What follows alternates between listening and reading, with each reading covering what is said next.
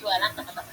Oke, langsung aja yang pertama, syarat 500 gram beras ketan, tambahkan sedikit garam, dan untuk beras ketannya direndam minimal 2 jam dulu ya guys. Siapkan daun pisang. Untuk daun pisangnya udah aku panggang sebelah di atas kompor, dan untuk ukurannya 7 kali 28 cm ya, kemudian bentuk seperti di video. Nah, Nyobain chopper di Toshiba tapi nggak sesuai dengan ekspektasi. Review jujur cop. Contoh para jemaat Kimeng Wangkat Tangki. Coba, ini ada orderan tim berapa? 5, totalnya berapa? 500, 2000. Ada nomor teleponnya nggak di itunya? Coba nomor teleponnya mana? Berapa? Nggak aktif. Alamatnya masih ada? Nggak ingat alamatnya di mana. Tahu nggak sih, atas jasa dan tugasnya, para presiden dan wapres yang lengser dari jabatannya pasti mendapat kenang-kenangan dari negara berupa tanah ataupun rumah. Tapi ternyata ada juga loh presiden yang malah meminta pemberian itu dalam bentuk uang.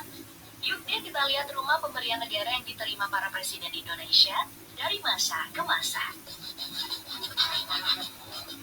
Baik, kita langsung mulai dari Presiden Soeharto.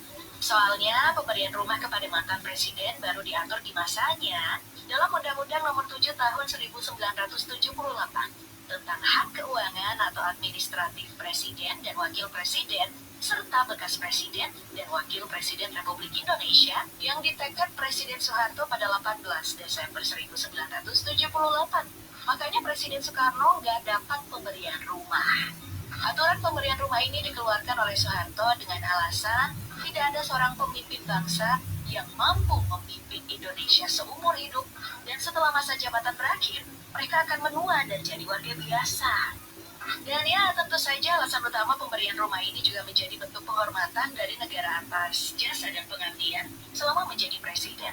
Tapi meski menjadi pencetus ide itu, Soeharto ternyata menolak tanah atau rumah yang akan diberikan kepadanya dan memilih menukarnya dengan uang sebesar 26,6 miliar rupiah. Uang itu adalah pengganti harga tanah dan biaya pembangunan rumah Puri Jati Ayu di kawasan sekitar Taman Mini Indonesia Indah pada tahun 1970-an. Oh, sedangkan Presiden Habibie yang meski menjabat hanya 1 tahun, sebenarnya ia juga mendapat pemberian rumah dari negara. Hanya saja, rumah yang akan diberikan kepadanya adalah salah satu rumah mewah di Patra Kuningan terkendala izin. Rumah itu awalnya milik PT Patra Jasa, sekaligus milik Pertamina dan proses melepasnya itu cukup lama, sehingga harganya membengkak dari harga 7 miliar menjadi 17 miliar rupiah. Belum termasuk inventaris, pajak, biaya balik nama, dan diperkirakan lebih dari 20 miliar rupiah.